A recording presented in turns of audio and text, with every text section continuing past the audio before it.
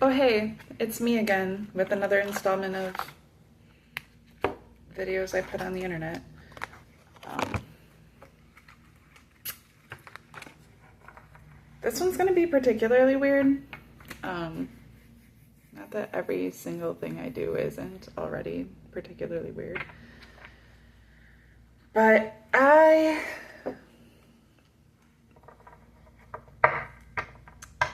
want to talk about my dead dad. And I already have a video that the title screen for it, image or whatever, is a bumper sticker I found that says "Don't honk at me, my dad is dead," which I think is fucking hilarious and so perfect. This is right along those lines. That one I started talking a lot about my dead dad, so I decided to put that up there for it. But this one specifically, did I drop a card? This one specifically is going to be about that subject. I want to know details, and I want to see if I can get some details out about this subject. My angels, my guides, ancestors, and anyone else seeking to aid in my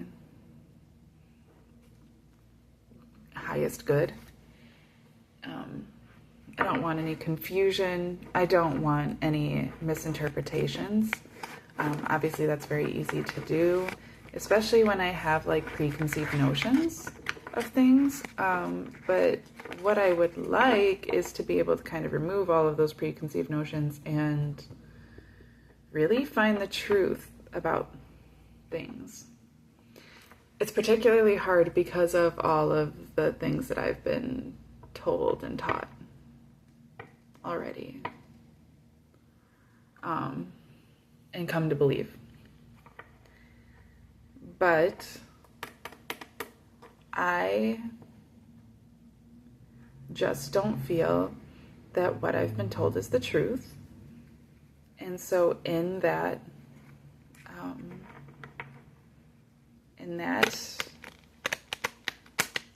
vein, I would like to know the truth. It doesn't sit with me. It was like one of those things where I was told a little bit as a kid, and I was told that I was only told a little bit because I was a kid. And then I heard some differences from my mom's older sister when I was a little bit older but still a child. And then I heard things from my cousins as I got older. And that all kind of opened up the story for me, because my mom had been very, not passive, but we didn't really talk about it a lot. It was once she gave me that information as a kid, I kind of always retained that, and that was enough. That was sufficient, right? But it kind of the facts started to unwind the older that I got. And I started to develop all these different feelings about things, and then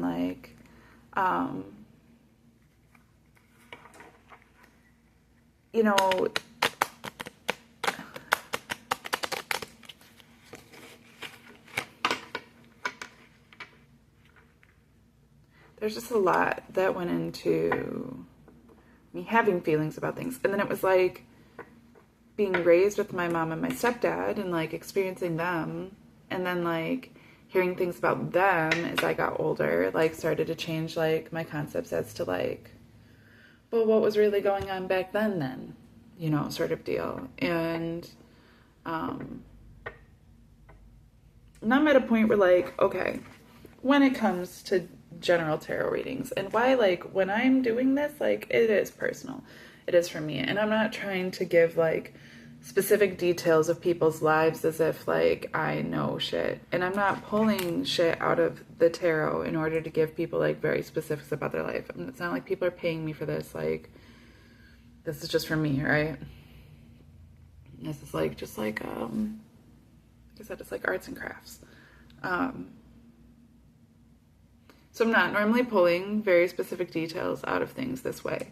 When I had that reading where I was like seeing my family and stuff, like that's all just coming intuitively, not as much through the cards.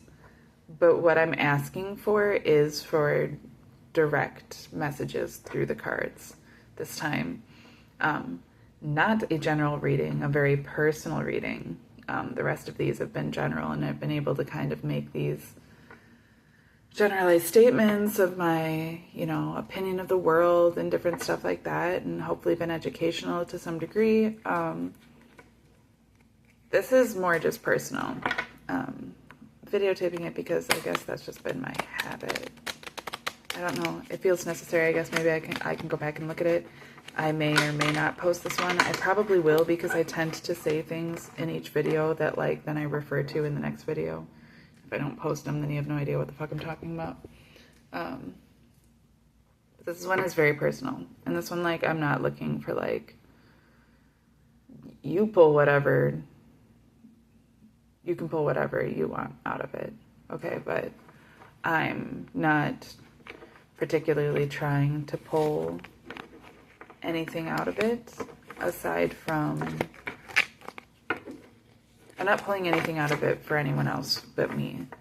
And this is more just to give me clarity and a sense of what's really been going on. So I'm also going to be reading these very differently than I've read them before. When I'm reading in a general fashion, I'm using a sense of oracle, which I can pull oracle messages out of anything, literally anything. A generalized relative message of symbology and different types of things like that, I did dream interpretation for a long time, so I think that's where that comes from. And that's great and good, but this is something separate. I'm very uncomfortable with the way I look right now, but whatever. Whatever. I want to be pulling specifics out of this. And like I said, I don't want to be putting my opinion and preconceived notions into it, though I do already have a lot. But this is the first time I've ever tried to pull specifics out of these cards this way. So this is gonna be very different and very interesting for me, at least. Okay, so angels, guides, ancestors, friends, family members that are here with me in spirit, any energy or entity that's here for my greatest good, please bring me the messages that are true messages. Give me discernment, give me wisdom to be able to decipher what is being pulled. Give me grace, give me patience, give me a sense of clarity about things. Any energy of self-doubt, confusion, chaos, any sense of... It's break a nail off. Okay, well, we're just going to do it without that. That's already in of itself a message, isn't it?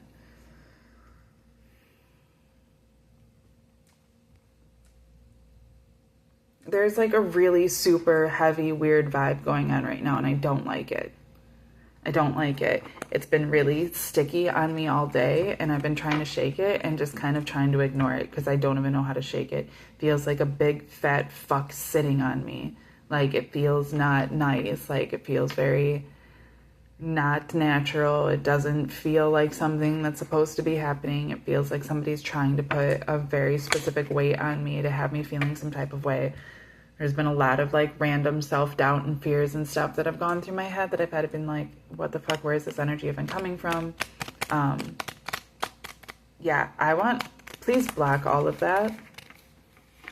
Any energy or entity that's here for my highest good, please block that negative energy. Send it right back to wherever it's coming from. I don't want to work with it. I'm focused on something else. So whatever it's trying to do, I don't want anything to do with it. I don't want anything to do with it. I want what is meant for me. I want only to be able to receive what is truly meant for me, directly from Source, Creator, in the universe, not from anyone else, anything else.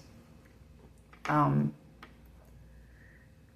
am absolutely willing, and please hold me accountable to the consequences of my own actions, that I may get into proper alignment based on those things.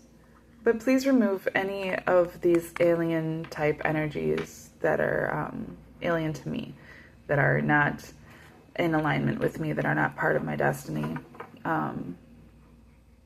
Get them out of here. I don't want anything to do with it.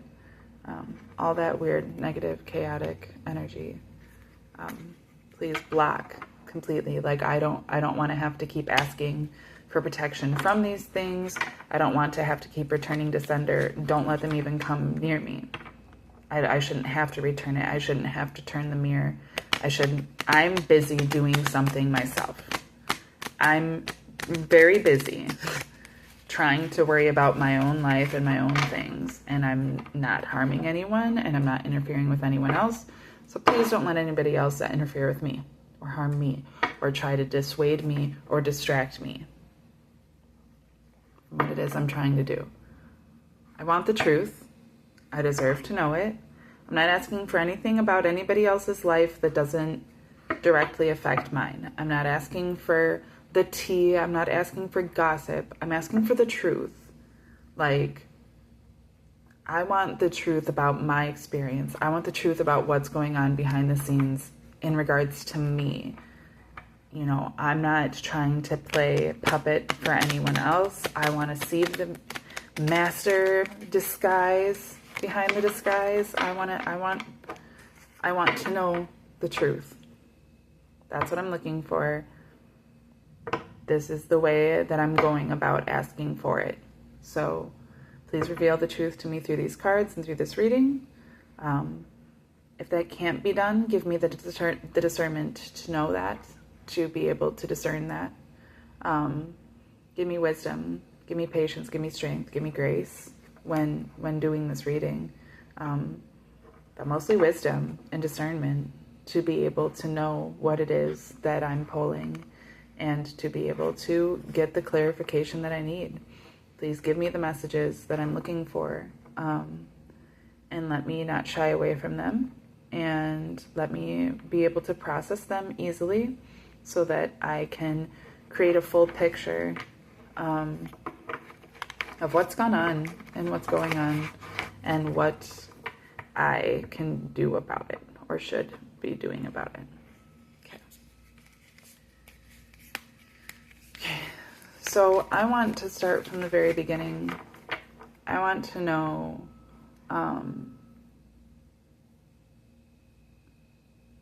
I've been told since I was a kid that my dad died drunk driving in a car accident. Then my aunt explained that it was close to home, and that it was like, you know, my parents were going through a hard time at the time, and my mom was working a lot, and like my dad is, you know, working different hours, and you know, my mom herself had said that they were headed towards divorce at the time, and that she believed that God intervened and essentially killed my dad so that they didn't get a divorce because he would find that disgraceful, and that way she was allowed to get married again.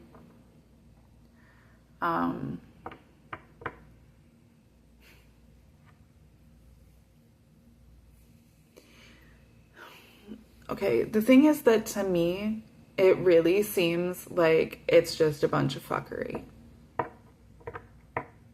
Right? Now my eye is twitching like crazy. This eye. It seems like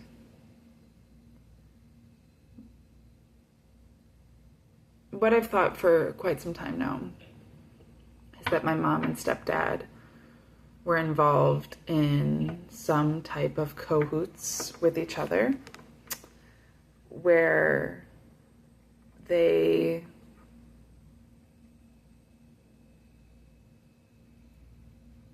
took care of my dad so that he wasn't in the picture, and that way they could live off of his life insurance and they could get married, and they set it up, you know.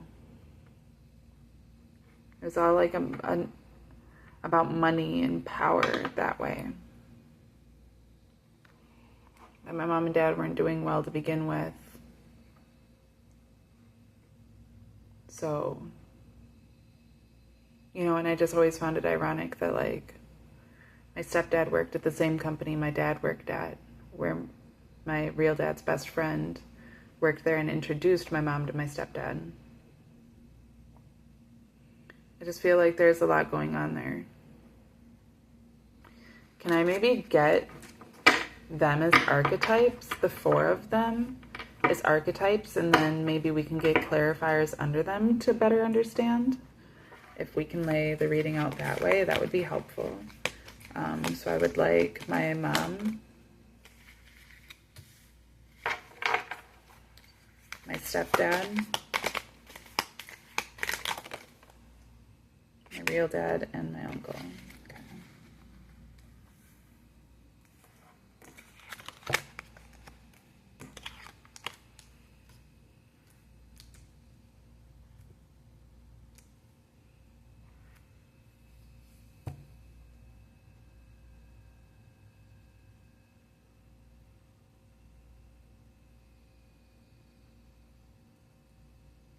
Feeling like I'm supposed to stop this reading. I also feel like this really heavy energy, like, that's always following me, that's always like, doesn't want me to look into this, doesn't want me to think about it, doesn't want me to feel any way about it. Just like, no. Trying to shut it down all the time. Anytime I get close to, like, feeling like I'm onto something, all of a sudden, like, some shit comes up that, like, interferes.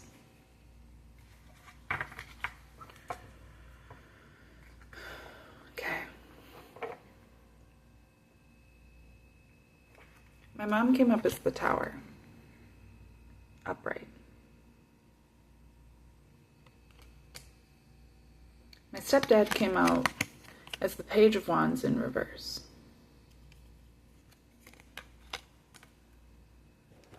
My real dad came out as Strength in reverse. And my uncle came out as the Five of Cups in reverse.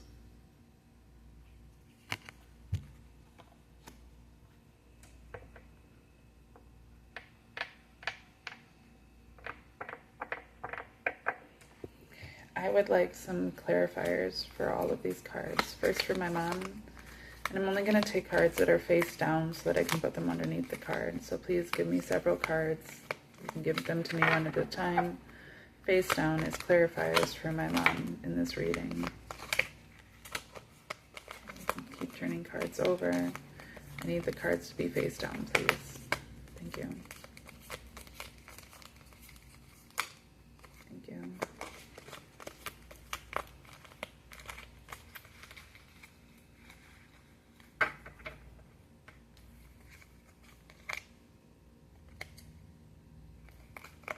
Taking it.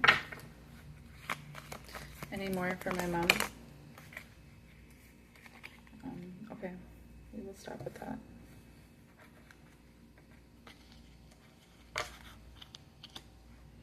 How about for my stepdad?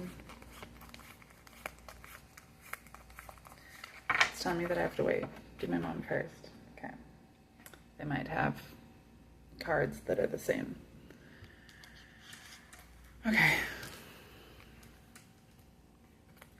Underneath the Tower, I have been given 6 cards.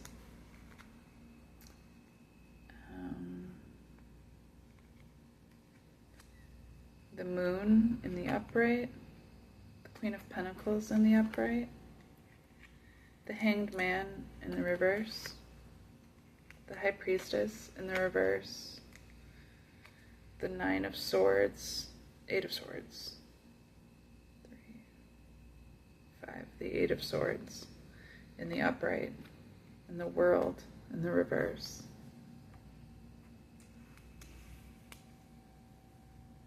Okay, so first and foremost, I'm noticing, because that was something I already noticed in the tower, was the two people falling out of it.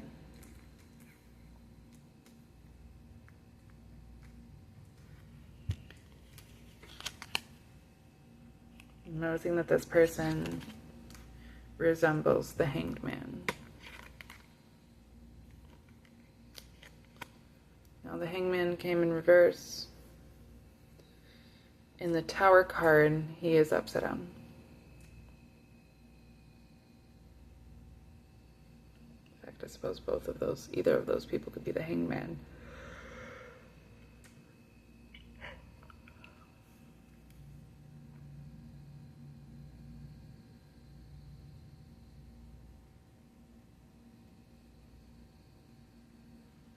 I'm like this is so heavy. I don't like it. I normally have fun with these readings. And like, I'm not even thinking about anything right now. Like, I'm completely cleared. I'm just feeling an incredibly like dense energy that like makes it feel like walls. Like, nope, like soft chubby fucking walls that you can't get through in order to read.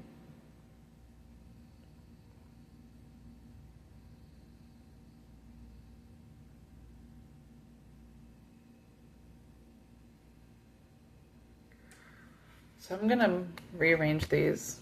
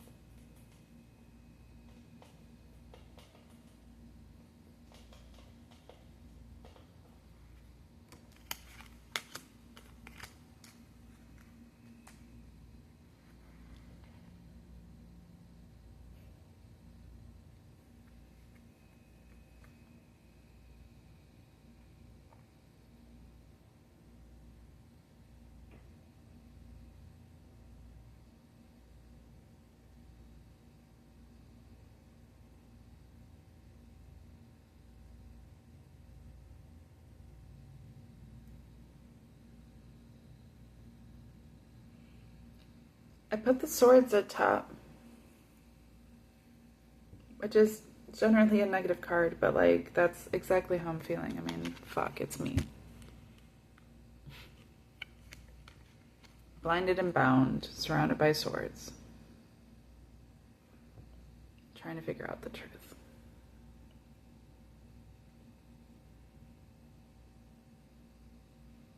The reason I put the swords in that position is because I need a sword to cut through this fat. I have 8 of them at my... I have 8 of them that I could use, but I am blind and bound. Still, I need the removal. I would like to use the High Priestess.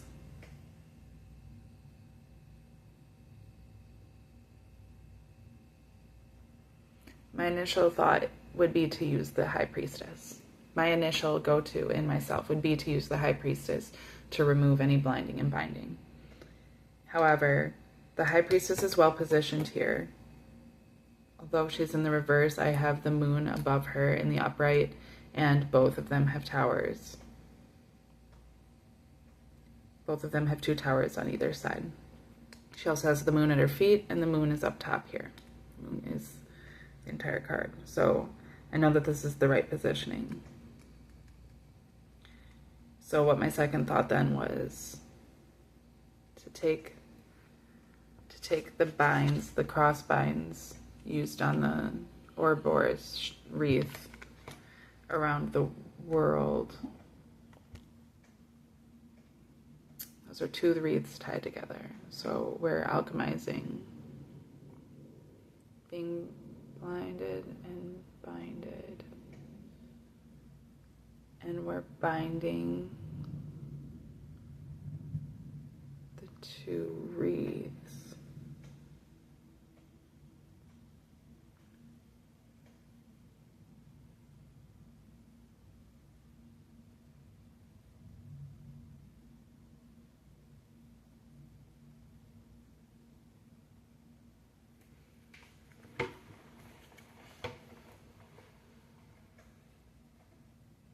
Vulnerability.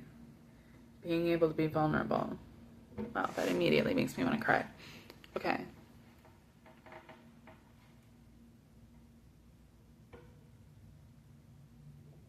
Okay, so we're naked.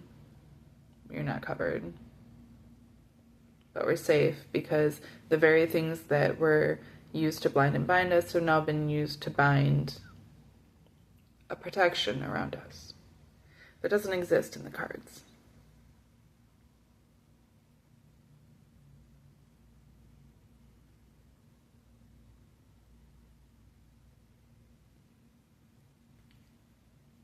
It feels like a gift that's been given to me by my dad.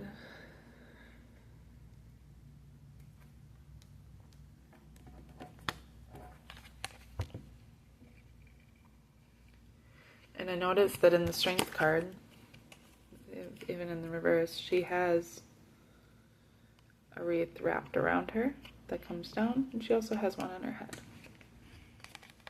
I was trying to figure out where it was in the cards. Strength.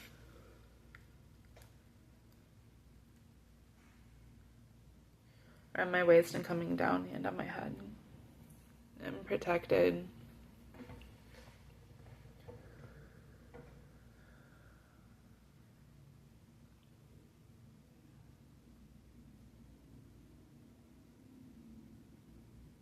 Protected, so I don't have to be afraid of this tower.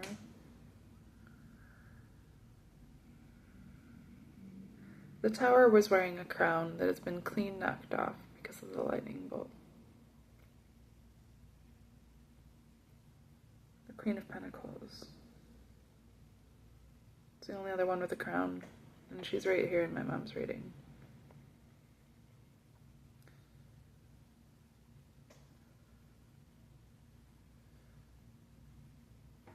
So let's say that we turn the world upright. We turn the Queen of Pentacles in reverse.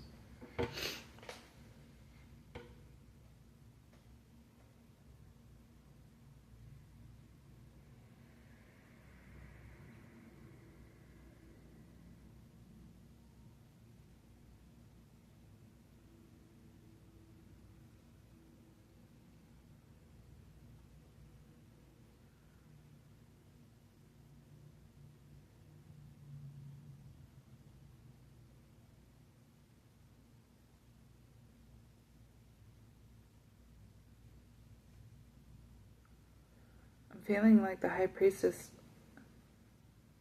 is being turned into the upright as well, but I'm trying to figure out how.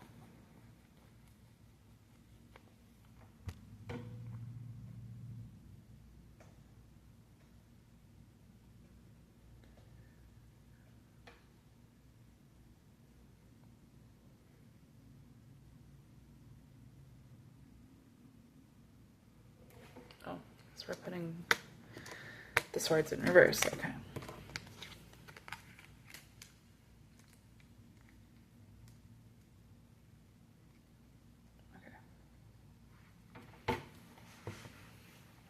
I normally would not do that in a reading either. This is like all sorts of different and very weird and very personal. I'm giving myself the freedom to do whatever I need to do in this reading because it is that personal.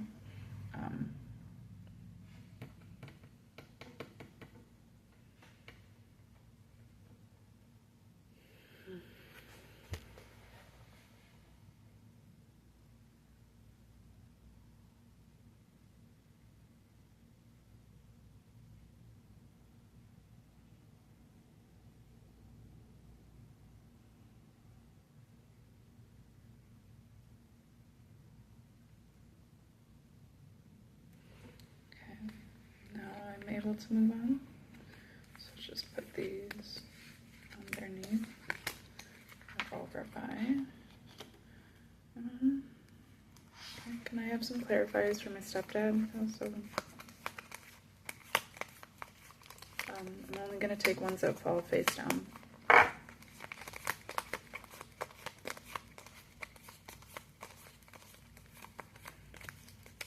Clarifiers. Entire deck is an info. I need 3 or 4, and I'm only going to take ones that are face down.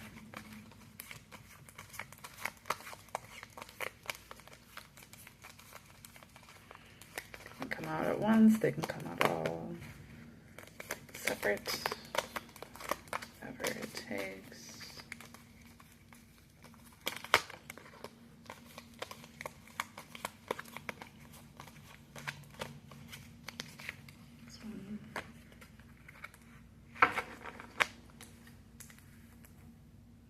I got a lot from my mom, so if there's more, that's fine.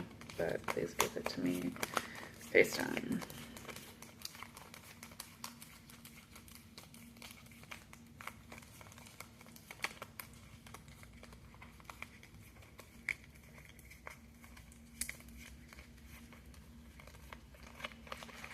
Sometimes I've noticed that the matter of timing is just so that I'm getting into a different space so that I end up reading a card differently than I might have had I had seen it at a different time.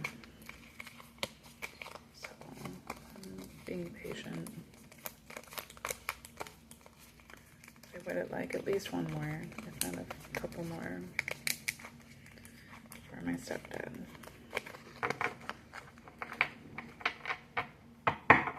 I mean, maybe these are just really 2 powerful messages there, and that's all that I need for him.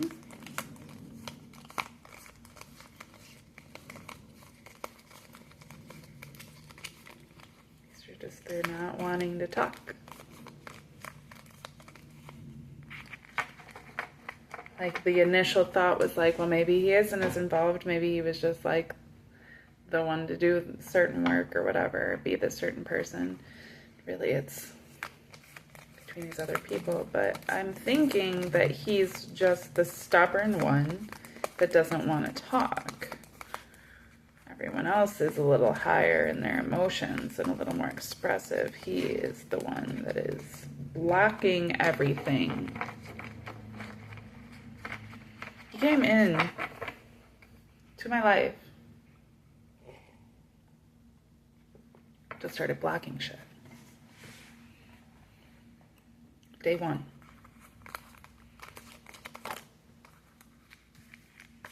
You're not going to make me feel any type of way. What I want is the truth about you. Thank you. Oh, what a masterful warlock this man is. To be in his lowest energy most of the time, but he can definitely engage with that higher power. Because here it is, trying to force my hand. Okay, well, if you're not going to give me what it is that I'm asking for in this reading, if you're bringing in confusion, if you're bringing in distraction, if you're bringing in any type of negativity, or if you're trying to keep me from knowing what it is that I'm looking to see, what I'm seeking to know, you're not welcome here. You can leave. I don't want you here. You're not welcome here. Get the fuck out. What I want is... No. I'm sorry, but I can't take it when I'm in this energy. Please give me a clarifier. any more clarification, because I really feel like he's just trying to hold back. And not today, old man. I'll keep doing this until the truth comes out.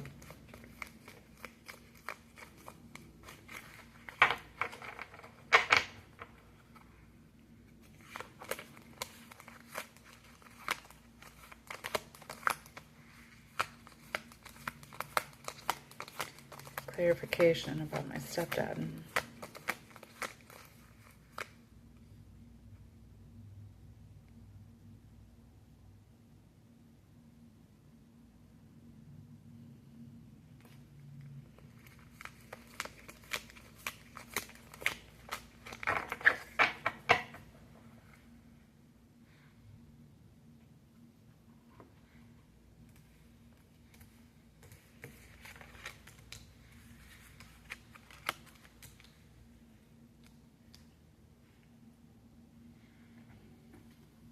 There's my Seven of Cups. I was just thinking about you earlier today. Haven't seen you yet. What an interesting card. That's a wild card.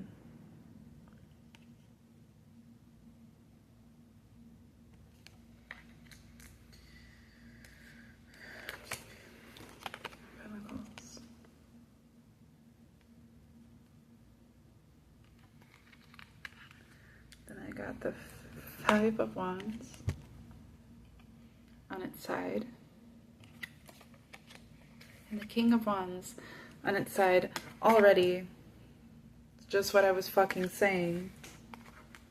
The King of Wands came out with the Five of Wands, and he came out looking at it just like this. There was 5 people in my family when my stepdad became part of our family, and like that was our family. It was 5. There's 5 of Wands, and they're fucking fighting, right? Right? And it's so interesting because ever since my stepdad came around, well, I guess that was just the case. I mean, my dad had fucking died, right? My dad wasn't around. When my stepdad came in, suddenly there was just this fight in all of us that hadn't been there before.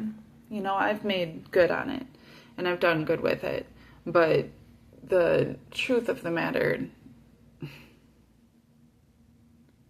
is that he was causing a constant disillusionment in order to keep us divided. He built a division. He built a division between me and my mom. He built a division between me and my brother. He built a division between my brothers and each other. He built a division between myself and him. He built a division between all of us with his logic and his energy. It didn't even matter if we could prove him wrong. It was still like his arrogance, his fucking craft. Then we've got the King of Pentacles, who's covered in abundance. He has his eyes down.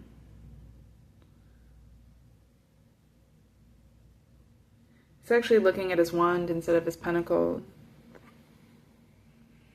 Probably because it's not his fucking pentacle.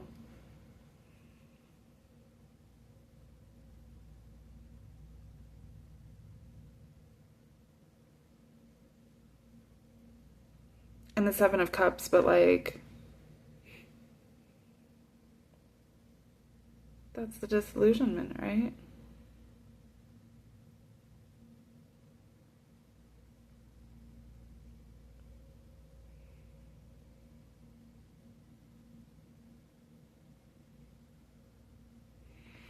Because the face in this cup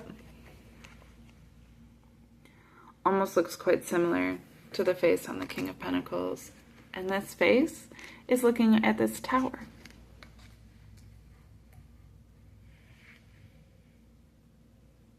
The middle cup has a fucking dude with a sheet over his head looking like a ghost, but he's lighting up with a red light, and he has his arms out like he's haunting it all. That it's actually just, this is all his abundance, right? There's victory there. There's the wreath that comes up in two. The one that we have in the world. There's actual abundance. There's a cup that's just full of gems and jewelry. There's a cup that has a dragon in it. And there's a cup that has a serpent in it. But the cup that has the serpent in it is actually above the ghost man, the ghost person, and is like coming down at the ghost person.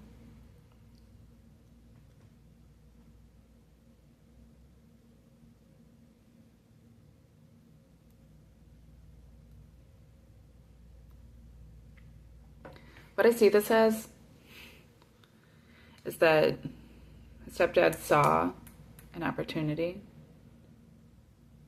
saw the benefit that he could get from it, and knew what to do in order to get it. The Page of Wands is opportunity. The whole thing just pisses me off, to be honest. Makes me feel some type of way. Okay, I'm done looking at you for right now. I'm so tired of your ass. I'm gonna save my dad for last. I want some clarifiers for my Uncle Jerry. The Wheel of Fortune came out, but it's face up, so I'm not taking it as a clarifier.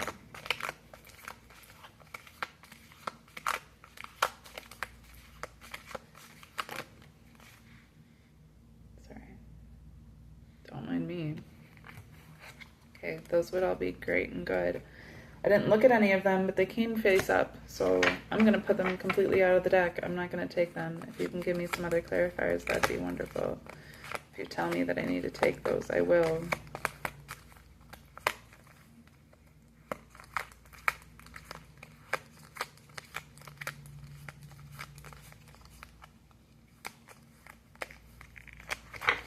It's feeling clunky. Clunky and weird and disorienting. Slightly out of place. So my Uncle Jerry. My Uncle Jerry. Sorry, I had to bring your name up. He was my dad's best friend. When they were growing up, my mom knew my dad since like 7th or 8th grade. I think 8th grade was when they all became friends. And my Uncle Jerry was just like the third. Like, they were all best friends growing up. Which, like, made sense to me as a kid. I didn't question it. And then my Uncle Jerry introduced my mom to my stepdad after my real dad had passed. And he did that out of a sense of obligation to find a good dad for his best friend's kids who were now without a dad. And to help his best friend Bert, you know, so that she had a good man to care for her. And he found my stepdad.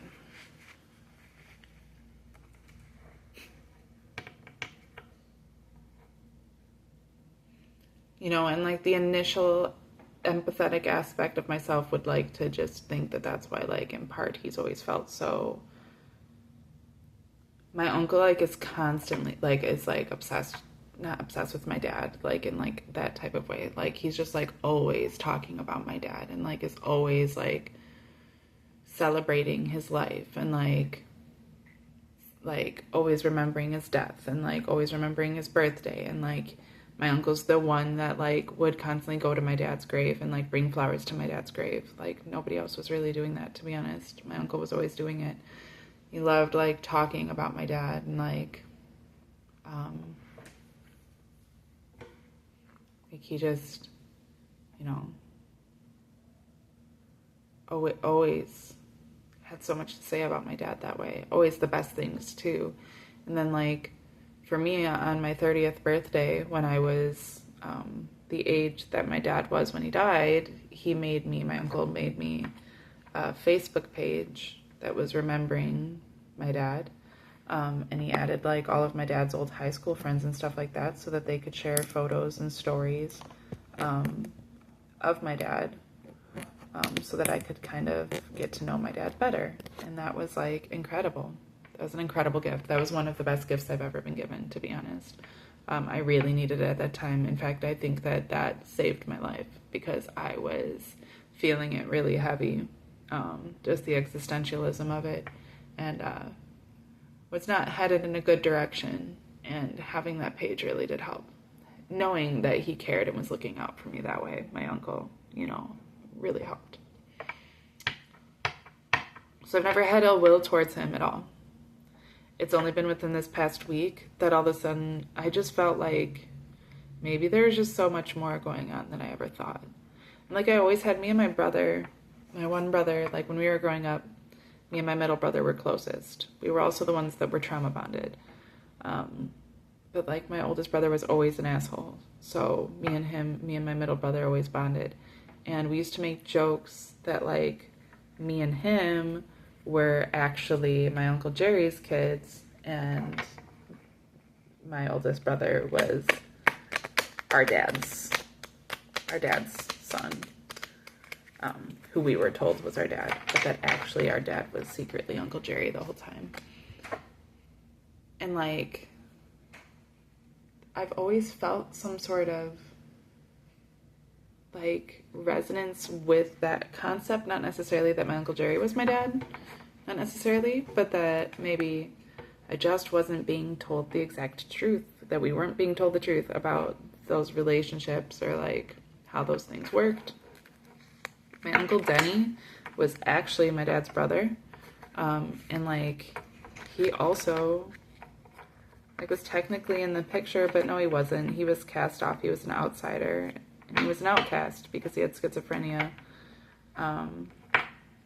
That he kind of, I guess he wasn't a weird kid. He kind of acquired it as a young adult, and then it got really bad, and then he became a recluse, and then he just lived with my grandma forever. I've also felt a lot of ways about that and about him, especially because of the ways that like things that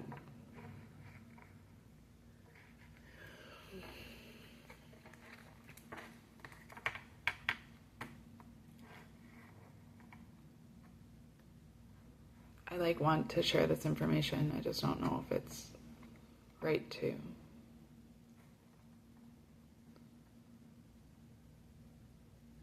Like he lived with my grandma forever, and he like made these little toys. He like collected toys, like figurines and stuff like that from Star Wars and stuff, and worked on computers, and was just very reclusive and like weird with kids.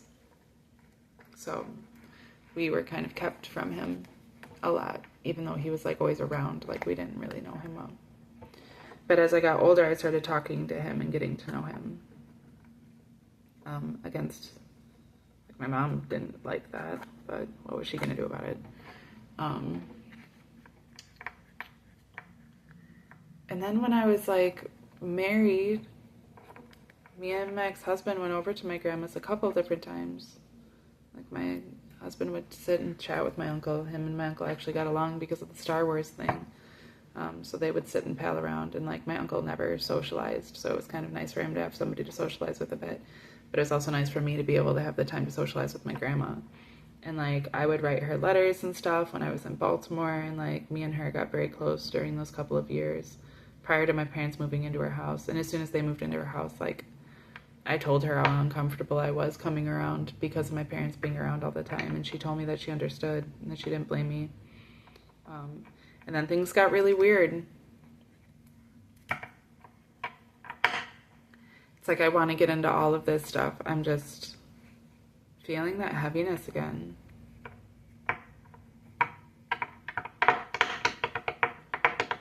This is obviously a lot.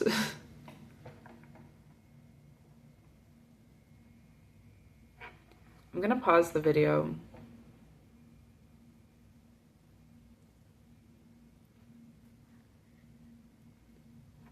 I'm just feeling like not well. Feeling a lot.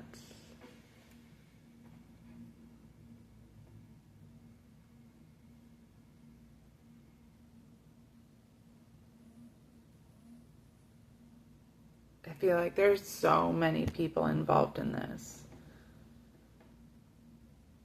Like, these are in my head the key players, but like there's so many other people involved.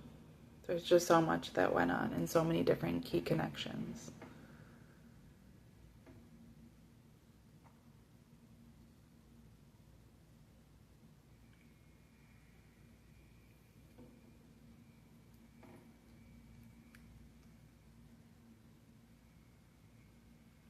I'm gonna pause the video. I'm gonna take a little breather. I might even stop it and then do a second video when I come back to this.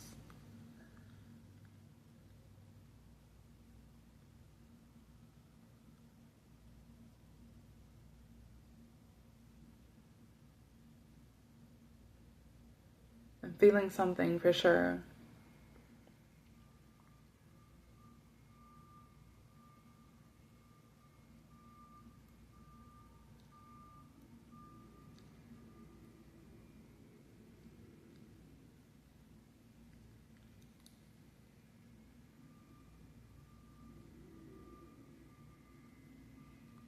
I'm noticing that the tower is number 16, which comes right after my last reading. I had the devil, and he was number 15.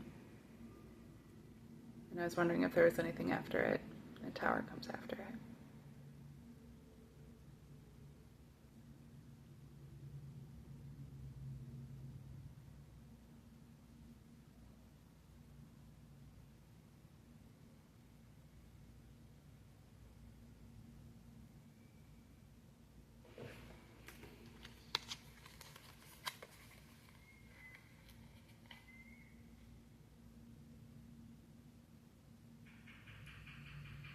I'm also noticing that in the tower, like, I'd assume it was just like flames in the sky, like all these little flames, but they're also under the moon in the sky, and that's like even during the day, so they're not stars.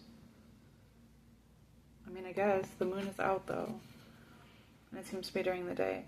And the thing is even more that like in this, like the moon like looks like kind of like grumpy, kind of angry. And the dog and the wolf are yelling at the moon, and the lobster's coming out, and he looks like he's trying to fight it.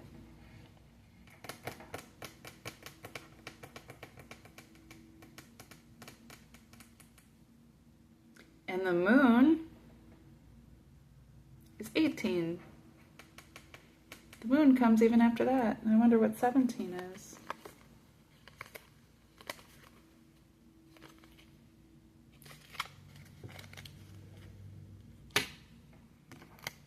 I hadn't paid enough attention to the numbers really prior. Not something I've studied by any stretch of the imagination.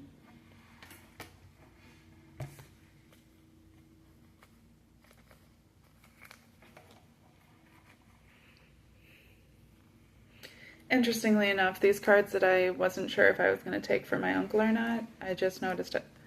But the last one is the Three of Swords in reverse, which came out earlier when I was, I'm pretty sure it came out when I was, I'd have to rewatch the video, but coming out when I was pulling the cards for my uncle, or like directly afterwards, and I was like, well, I'm not going to take it, you know, but like, it came out. To me, it's like feeling very validating of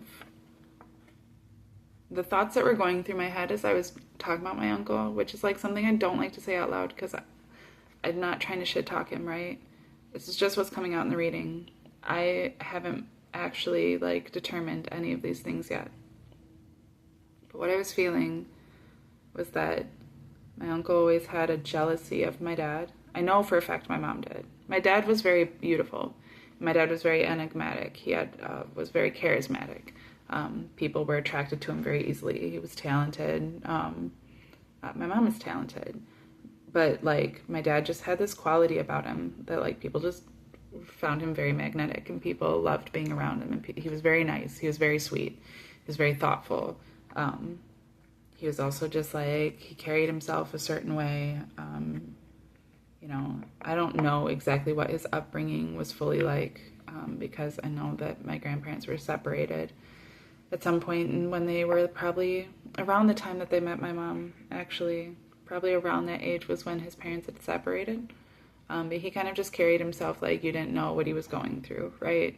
And he always was just very nice and very friendly to people. And people always, like, on the page that my uncle had made, like, everybody had, like, the best things to say about my dad all the time. I know that my mom has been quite jealous of those things, but also because my dad was kind of a dick and arrogant and narcissistic with her about things. He dated all of her friends and then finally settled with her because she was the only one that actually cared about him as a person, you know, and, like, you know, used to just, like, talk all this stuff about how great he thought he was and stuff, but it was also in part like a satire, a part of being humorous and just recognizing that people were, men and women both, were very attracted to my dad, okay? But that was always like this weird, like, thing that I had, like when me and my brother used to make those jokes about my Uncle Jerry being our dad, like, that my mom and my Uncle Jerry were actually, like, they were together. Like, they'd done stuff together. They were together in different ways. And kind of always were jealous of my dad. And that, like, they always wanted to kind of, like, be with my dad in some sort of way, like, both of them. But my dad was, like, off doing his own thing, not even thinking about them that way. And he'd be very friendly with them and was very nice with them, was close friends with them, and loved palling around with them. But, like, he was also, like, they weren't really the most popular, where my dad was able to be with the popular kids and stuff like that. So there was, like, this weird dynamic.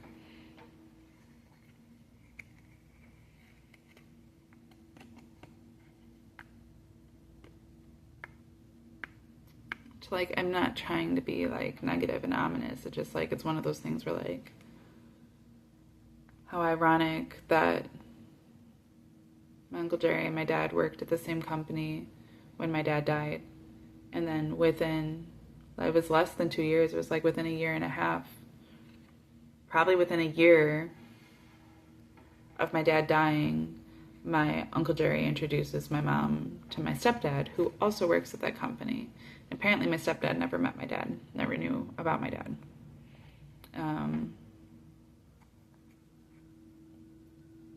But, you know,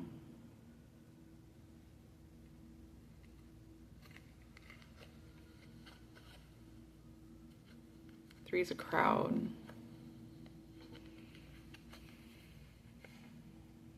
Unless you're all in cahoots or whatever, and are all financially benefiting off of killing someone.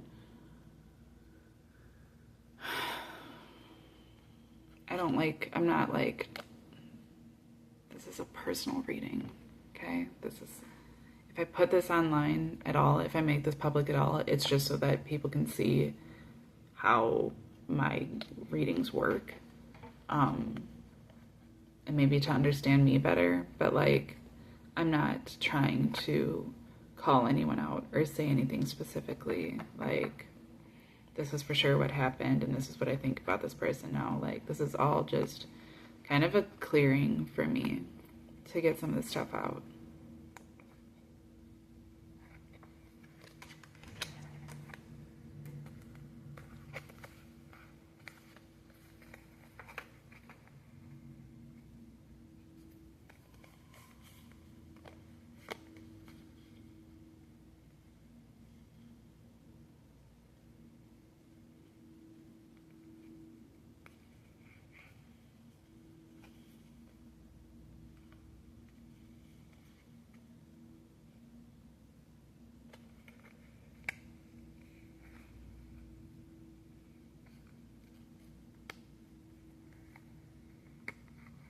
I still don't know about these cards.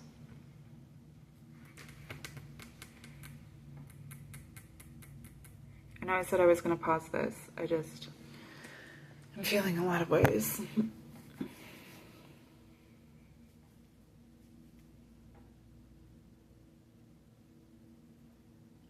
Like in the moon card specifically, like,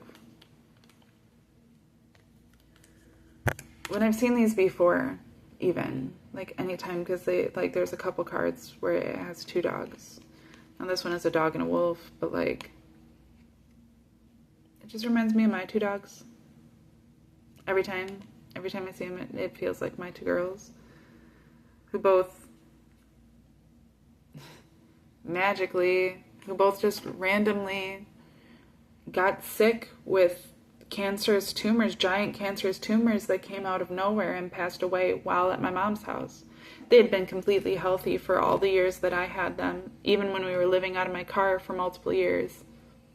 Even when we were living with strangers and shit, they'd always been fine. They'd always been healthy. Then I came back to Wisconsin at one point, and one of my dogs got hit by a train. She survived. I watched it happen. I had to pull her body off the tracks and then take her to the emergency room, and she was there for 5 days before they could stabilize her brain health so that she could get surgery to get her leg removed. But after just a couple weeks of recovery, she was back to her normal self, really. Like, she acted like nothing had ever happened. She did not let that phase her. It changed all of us, for sure. And, like, Maggie and I both, my oldest dog and I had Maggie for 13 years when that happened. And I'd only had Lily for a couple. I had Lily for 4 years before she passed away, but she was 8. No, so I had her for 4 years. Yeah, but she was 8, and I met her when she was 2. And I adopted her when she was 4.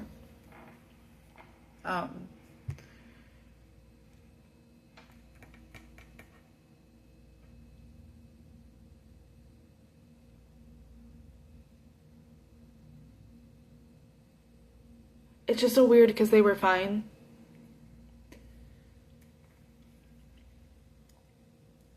They were fine, and then we got to my parents, and suddenly Lily gets sick. And after Lily gets sick and I have to put her down, Maggie starts, like, not being nice to my mom. Now, she already had issues with my mom to begin with, but she also, like, would, like, get treats from my mom and stuff like that. Like, that was, like, her thing, where, like, she wouldn't treat my mom with any respect, but she would, like, so she'd, like, demand treats from her, but my mom would give her treats, and then they'd have, like, this relationship like that.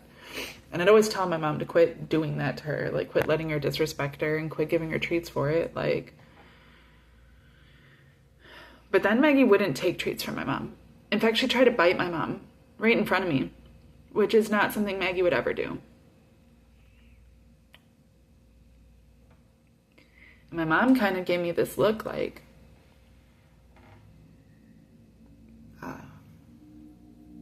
and she was like, why would she do that? And I said what I heard Maggie say. I mean, I knew Maggie for 14 years. We were extremely close. She was by my side literally that entire 14 years. Like, rarely did anybody see me without my dog. She was everywhere with me. She went everywhere with me. She did everything with me. She watched my entire life unfold. And, she was like a protector so many times. We understood each other. We had a language that we spoke. People would listen to me talk to my dog and be like, the fuck? But then they'd watch her respond and they'd be like, oh. Or they'd like, they'd get like, oh, she understood me. She understood me. Even when I sat there and just had full-ass conversations with her, she understood. And we could have full-ass conversations. We were just very close. And so when she snapped at my mom, I remember my mom looking at me and being like, why would she do that? And I was like, she thinks you're poisoning her.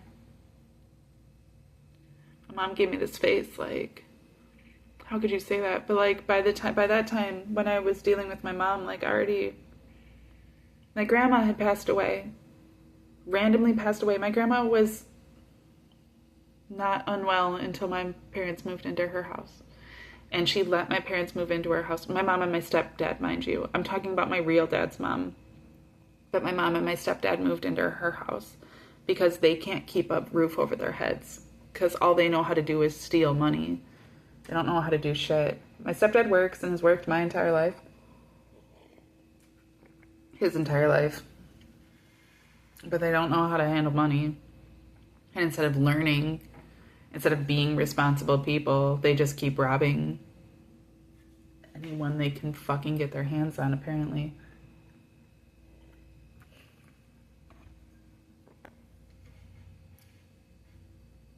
which, like, I feel some responsibility for. Like, I don't even know what to do in that situation, to be honest, with the house and them.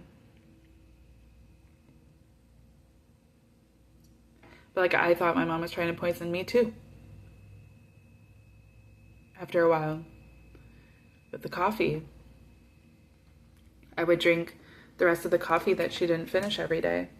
And when that became, like, a habit, and when I was just like, well, yeah, this is just what I do, all of a sudden, like, my coffee started making me sick. It started making me, like, depressed, tired. And then I started having, like, these, like, I started having sleep paralysis. I started having all these nightmares. Like, I felt like I was losing my mind. And, like I've said in another video, like, that isn't my natural state. I might be a bit unhinged, right? Like, just in general. Like, you know, and I'm a goofball, and I'm, like, fun-loving, and, like, so I'm just fucking out there all the time, right?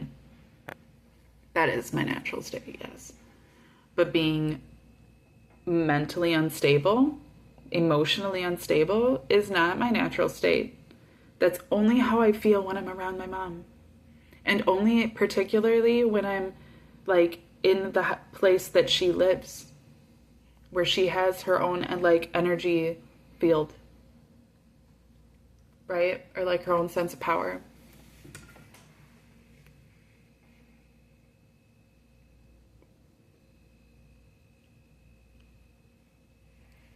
Which, like, wouldn't make sense unless you understood witchcraft. It doesn't make sense. But as soon as you start to understand witchcraft, like, everything I've learned about witchcraft, I've learned to protect myself from people that I innocently was just like, well, I don't believe in that stuff, so, like, it's whatever. Like, whatever people believe, if they're nice to me, then at least, like, then they're fine. Whatever they do in secret is what they do in secret. Like, is how I always looked at it. I don't anymore. I've learned a lot. And I've learned how people use those things against other people, and it's fucking sick. It's so wild. But, like, more and more it makes sense.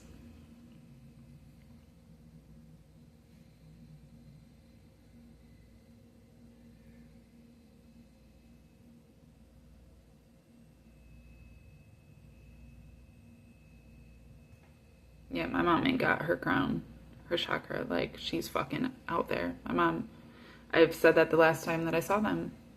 I told my dad. I was having a conversation with my dad about traveling. I hadn't seen my dad or talked to my dad in years.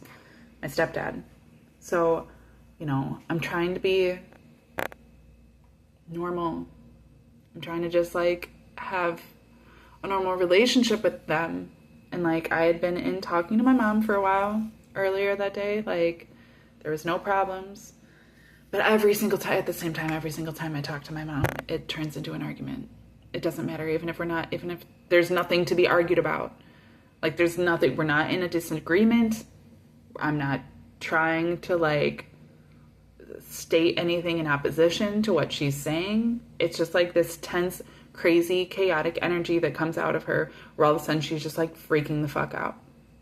And all it takes is me saying certain things. It's just, if I get a little too confident, or if I get a little too secure in what I'm saying, or, like, if I say something that, like, she just doesn't agree with, it doesn't matter if I knew she didn't agree with it or not, she'll freak the fuck out. She's been like this my entire life, progressively more so the older that I've gotten. The way my stepdad always handled it was just like, quit upsetting your mom. Like, you're driving your mom crazy.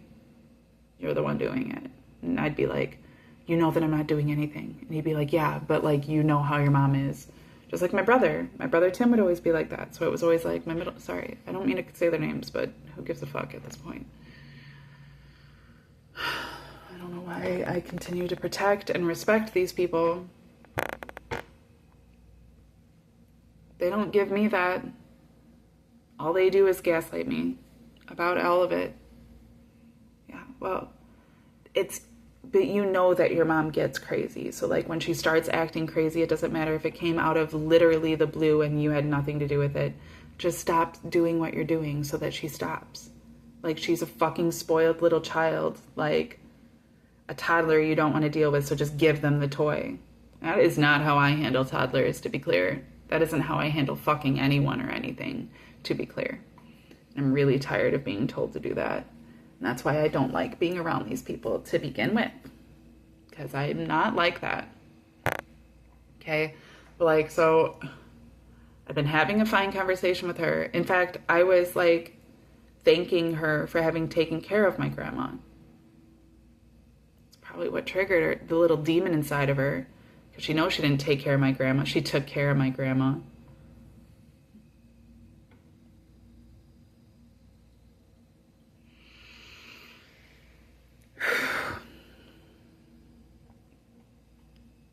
So I'm having a fine conversation with my stepdad about traveling.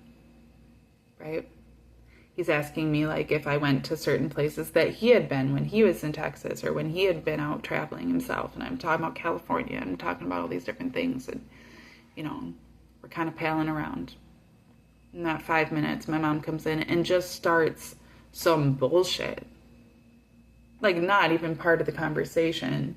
Starts some bullshit about God. It was something about Elohim. I don't know. She started some shit about God and Yahweh. Her God. Yahweh. And I was like, and that's what it was. She like started some conversation about how Yahweh was the name of God. And she was like very adamant about it. And it was like, okay, but where did you learn that? Did God himself tell you that his name was Yahweh? Or did some man behind a pulpit tell you that God's name was Yahweh? And now you're like yelling at everybody adamantly, like willing to kill people over the fact that you believe that Yahweh is the name of God. Because she has a tendency to do that. She won't listen to anybody else, hear anybody else, believe anything that she reads out of her own Bible. One, because she can't actually read well.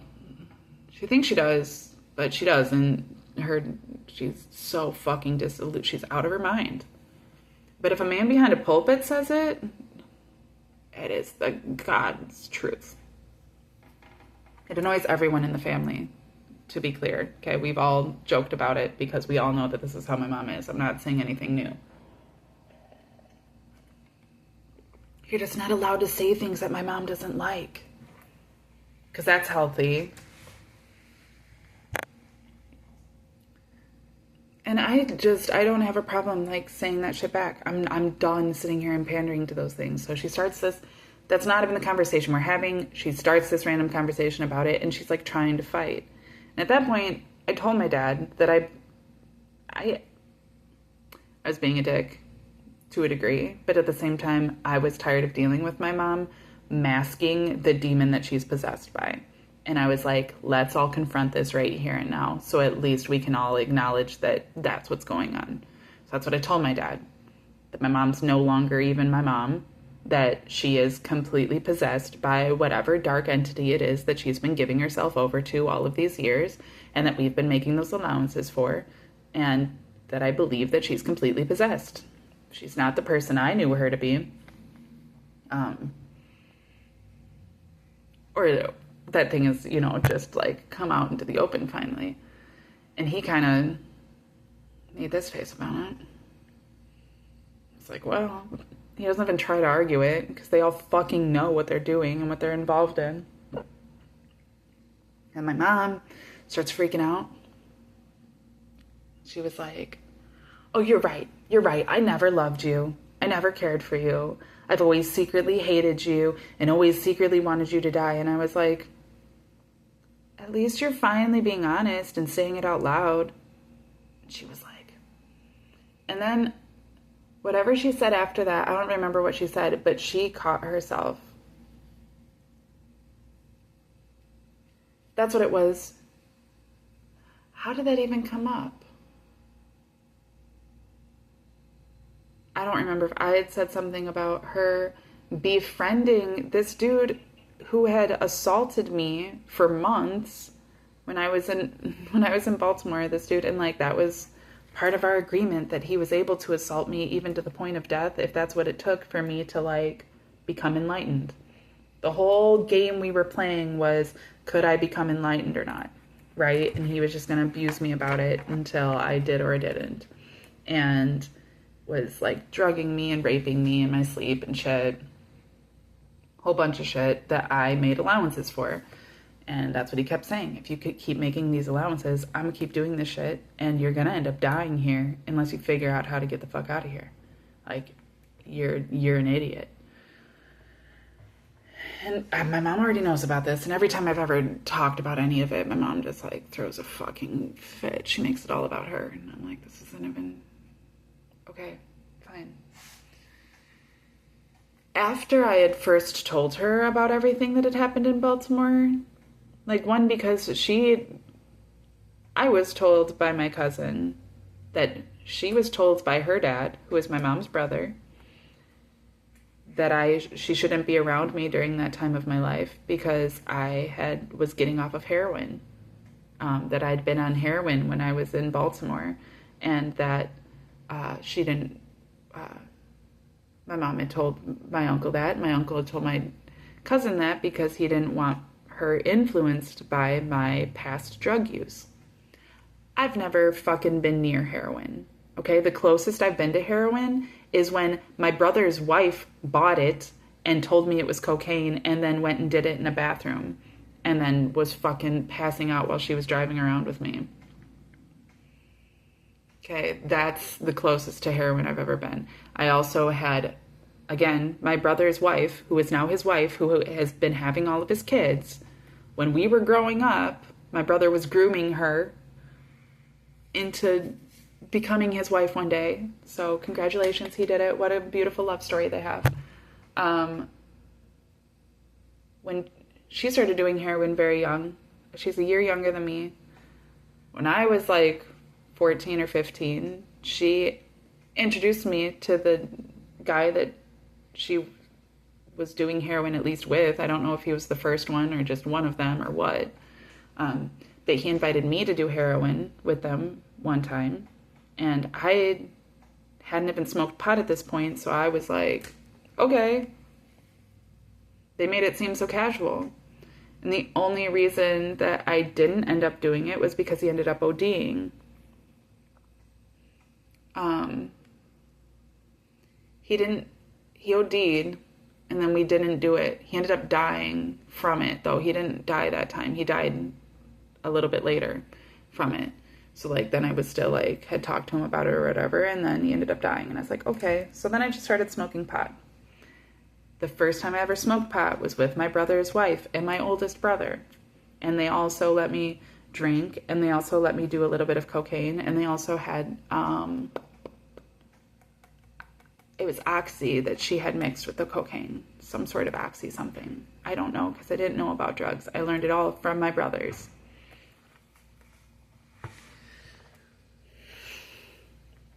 So sick of my family.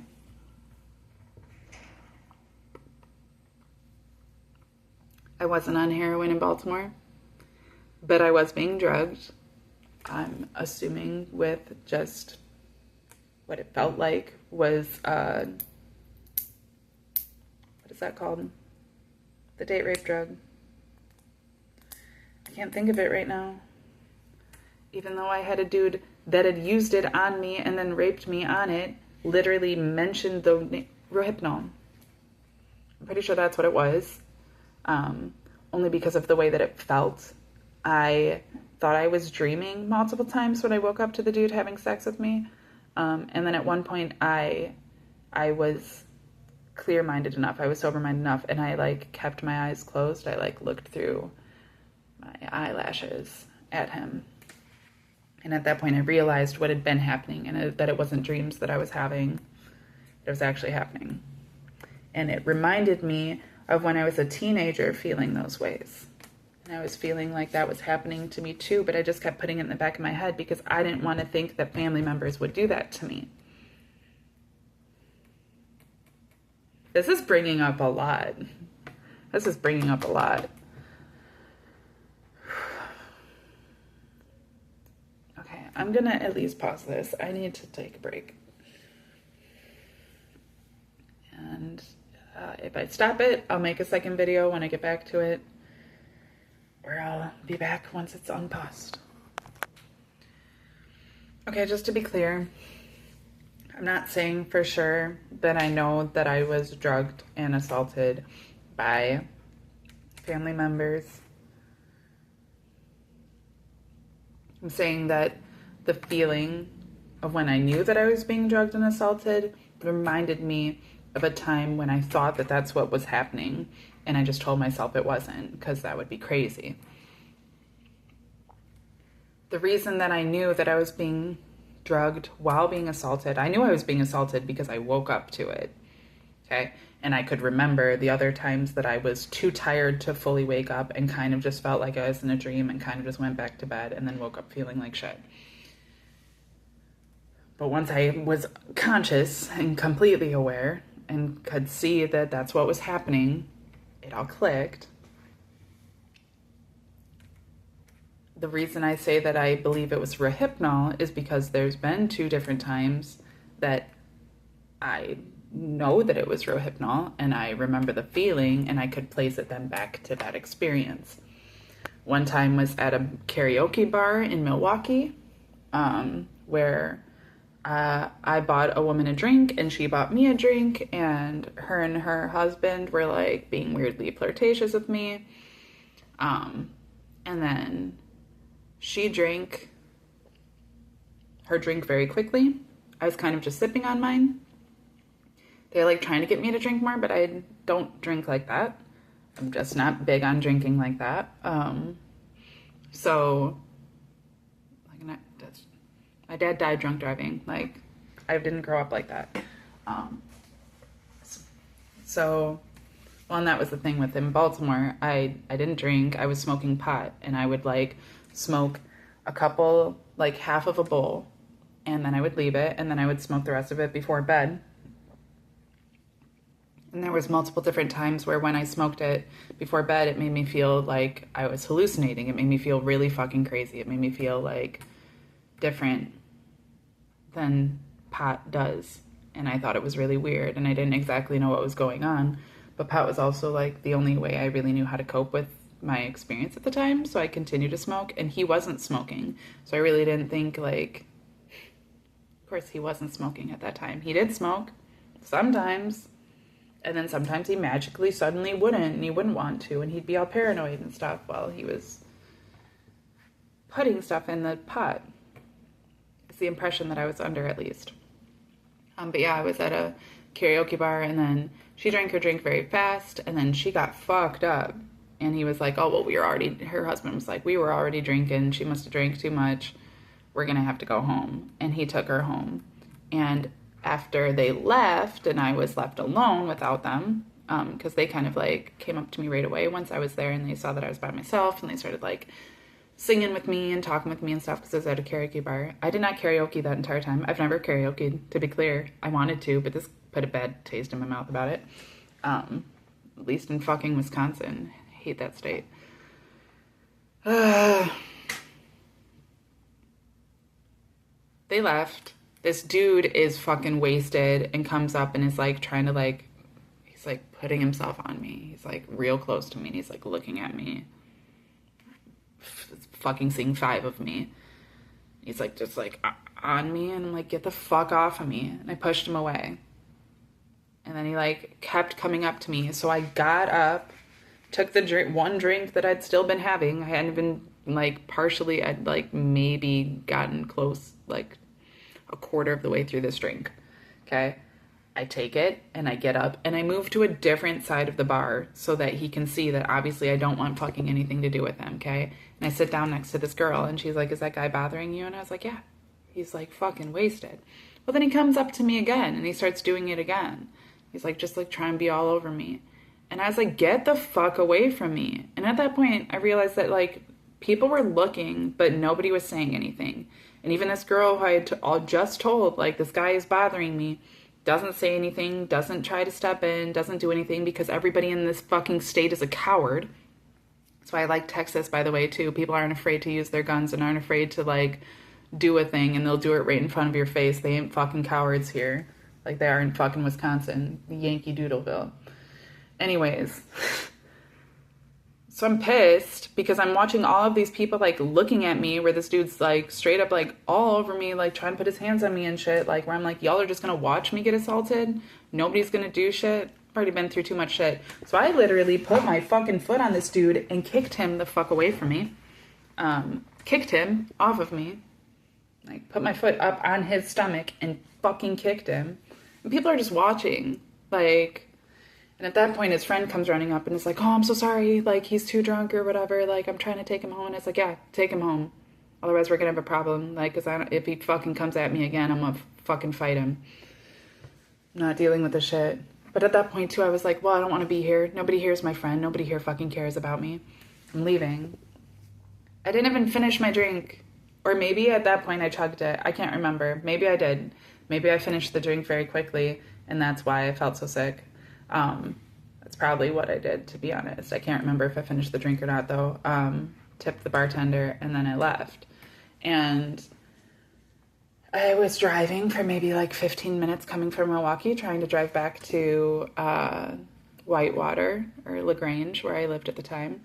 And I fucking started getting really dizzy, really sick, really fucking, I felt fucked up. Now, I had maybe had a drink, okay? I can handle alcohol. It's in my blood. I don't drink often, but I can handle it. So, like, I knew that I wasn't drunk. I knew that I'd been drugged, and I assumed that it was probably from that couple trying to date rape me, right? Or, like, they were trying to just pick me up, and they were trying to get me loose for it. And then the dude was potentially trying to take advantage of the fact that, like, he already knew that couple, knew what they were up to. I don't know. Or maybe he just saw that I was a drunk girl, or that I was a girl by myself, and he was drunk.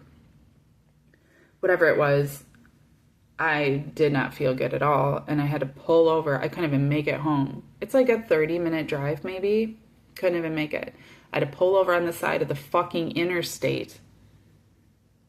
I wake up in the morning, and I just passed out. I couldn't drive. I wake up in the morning to a knock on my window. It's a couple police officers. I'm covered in my own vomit. I've never drank like that once in my life. I don't drink like that. I don't get drunk like that. When I do drink, which is very rarely, and if I'm drinking, like, if I'm going to the bars more regularly, like when I was doing comedy, I was having like a couple beers and a couple shots. I was not getting drunk regularly. Like, people don't see me getting drunk like that. Especially not blackout fucking wasted to the point that I'm vomiting all over myself, okay? That isn't me. That isn't something I do. They wake me up, and thankfully, this is what's so wild. They believed my story. And they were like, yeah, you gotta look out for yourself. Maybe you shouldn't go to the bars by yourself. And then made sure that I got home. They gave me an escort home or whatever, like let me drive home, and just made sure that I got there safely. Or I think they even just let me go. They didn't do a field sobriety test.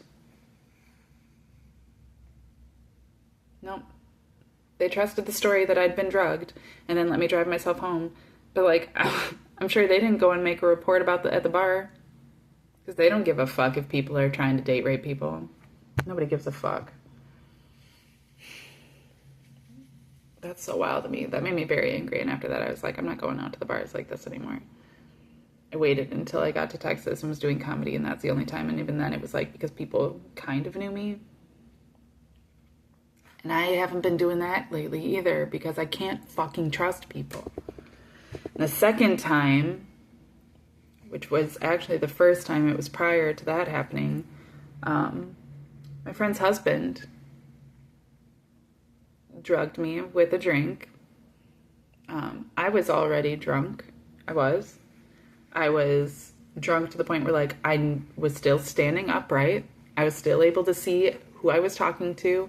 I knew what I was talking about, but I was slurring my words, and I was, kind of stumbly, and I was done. I was done drinking. And his friend, who had been trying to be all over me, like, he was like stalking me the entire night, like, just would not leave me the fuck alone. Like, these other girls noticed. These other girls even noticed that and were, like, trying to protect me from it. Oddly enough, they haven't stood up for me when I've come out talking about the fact that I ended up getting raped. In fact, one of them tried to turn the whole story around, saying that everybody knew that I was drunk at that time and that I was drinking heavily, so nobody thought anything of it, and I just didn't remember the story the right way. And that the 3 very specific people that would have known that I was getting raped just happened to all be together where they could corroborate each other's stories and nobody else, like, would know the wiser. A whole bunch of fucking bullshit. That's like a whole nother story. But yeah, he got me drunk, or he got me fucking drugged, like, until the point where now I couldn't talk, now I couldn't walk. Then he's like, oh, well, she's too drunk, so I'll just take her up to our apartment, you know, and let her sleep it off. Everybody's like, okay. So this dude throws me over his shoulder, takes me up to his apartment. Now, the whole time I'm conscious, I just can't talk. I can't walk. I'm fucking drugged. And I even tried to, and then at the point, like, I'm fighting it. He took my clothes off and changed me into one of his t-shirts. And then laid me down on the couch and gave me some Gatorade, which I, like, was trying my hardest to drink. And he was like, man, you're really fighting it, huh? Fighting what? Being drunk? He knew what he had done. The story, I'll get it. This is, like, I can tell it later. Either way, I'm trying to talk to him. I'm trying to tell him, you don't need to do this. I'm conscious. I know what you're trying to do. Please don't do it. And he was like, you're going to pass out sooner or later. I don't know why you're fighting it. I was like, please just don't. Like, it's me. Like, it's me. Like, I'm a person. Like, you know me. Like, you know my brother. Like, please don't do this. And he kind of just, like, laughs, waits. He's shirtless. Fucking piece of fucking shit. Sitting there just waiting for me to pass out. And at that point, like, when you're being assaulted on that drug, like, when you're being assaulted, okay, first and foremost, whether you're on a drug or not, when you're being assaulted, you kind of don't want to be. So, like, your mind does this thing of being like, this isn't happening. This isn't real. And, like, you have to fight that in order to defend yourself if you're going to defend yourself. And this is why I've been assaulted a lot, because it's hard to defend yourself against it when it's actively already happening. Especially, like, if you're conscious, you know, like, then you're, like, thinking about, like, the things that led up to it and, like, how stupid you were for, like, making these allowances for this or that, or, like, you should have noticed the red flags here and there. And, like, all of these different emotions set in on top of you just actively, like, wanting to defend yourself. There's also the fear of, like, if I start trying to defend myself, if I try to fight this off, it's going to get worse. It's even worse when you're drugged. Because, like, that, like, you just feel like you're in, like, a weird dream state. And it's like, oh, this isn't happening. Like, it's just a dream state. Which is what makes it so easy to forget the next day. Anything that happened. Because you don't want to remember. And the drug makes it easy to kind of pass those things off as, like, it was just some sort of dream state, right? You still carry that shit with you. But, like, it does make it easy to forget. Even for someone like me who, like, tends to remember fucking every little detail of everything. At the same time, I still remembered every detail.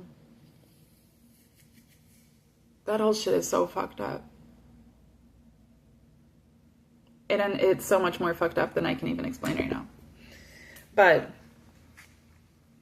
when I saw the dude later, I confronted him about it and asked him, I was like, I know what happened. I just want to hear it from you. And he patted me on the head, because he's a big fucking dude. He patted me on the head and said, Rohypnol's quite a drug, huh? Then laughed and walked away. He calls himself the devil. And people just let him be this way. In fact, they've created a whole little system. Thankfully, it doesn't exist anymore, but now they're trying to create another one, and I'm pretty sure so that they can get away with the same fucking shit. That's another story, but that's how I've been through these things. I've experienced these things, so, like, that's how, like, I'm I'm aware of them. Like, I'm not like so powerful and intuitive and like this, I'm doing all of this sorcery to be able to understand shit. Like, no, I've literally lived through so much more than most people would ever give me credit for. In fact, I've yet to meet one person that actually gives me credit for that shit. Because even like those closest to me that claim to be my closest friends, like, kind of pass it all off like, man, you've been through so much, but like, they just keep putting me through more. Like, they really don't care.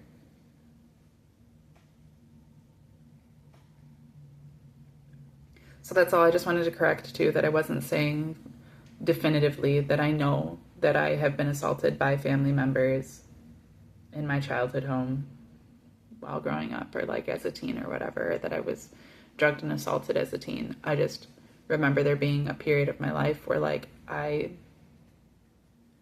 felt like that's what was happening, and I didn't want to believe it, and so I chose to just kind of ignore it.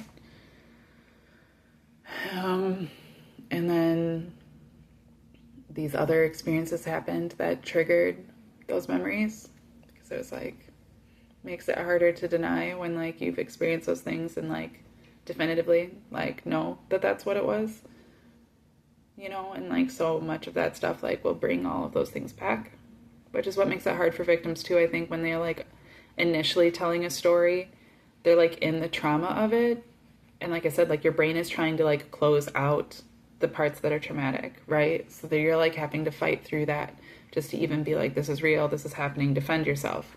So even when you're like reiterating a story of trauma, like it's hard to be very clear and concise the first few times that you tell it, because you're just remembering that trauma response and the trauma of it, where like the more that you tell it, the more comfortable it gets, the more comfortable you get, the more that you've processed those feelings, so the more that you can talk about it and be like, okay. And then like it's not triggering all these other things and bringing up all these other experiences that you remember and stuff like that either.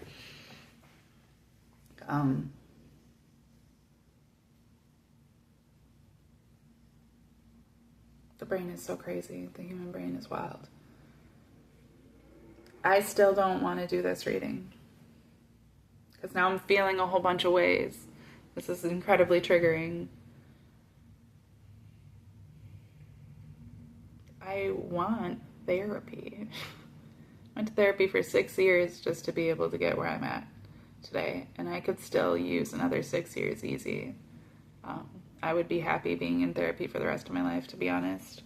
It's just very expensive, and it's very hard to find therapists that actually like understand this trauma. Like either they've had to have like been a therapist for like 20 years, enough that they've heard a lot of these stories, and like, I mean, there's always going to be new stuff, but like that they've heard enough that like they're not surprised by it, or they have to have been through trauma themselves. And like, who am I to sit here and like hope that people have been through trauma so that they can understand me better? That's not what I'm looking for. But like truly, like that's what I need, and that is very hard to come by, especially at an affordable rate. And the times that I've paid for a specialist ended up almost being more damaging than just the other times where I could pass off like, well, this person doesn't really know and they've never heard anything like this and they're just doing their best. And like, I've had therapists, tell me that I need somebody else because what I've been through is too much for them to process. And that's honorable and totally understandable. And like, I appreciate that. And like, that says to me that they care, that they're not just going to sit there and fake and try to pretend that they know how to deal with something, and that they're also looking out for themselves, which is utmost importance when you're caring for other people. But like, has-been pastors, retired pastors, yeah, never gonna have one of those as any type of anything again. I'm weary of Christians to begin with, but like, I'm particularly like, I no, if you were a pastor, all the respect to you I can give, but like, stay somewhere else. I have I could still talk to my old pastor just fine. I would love to talk to his wife more because I was actually friends with her. I don't have a problem with Christian pastors. It's just, if you used to be a pastor and are now like doing psychology of any sort, like you're just not for me. You're not for me. I hope that you do well for the people that you are for, but not for me. Religious abuse is something that I also experience, so like I don't need somebody like bringing Jesus into our therapy sessions. I can do that myself. Thank you.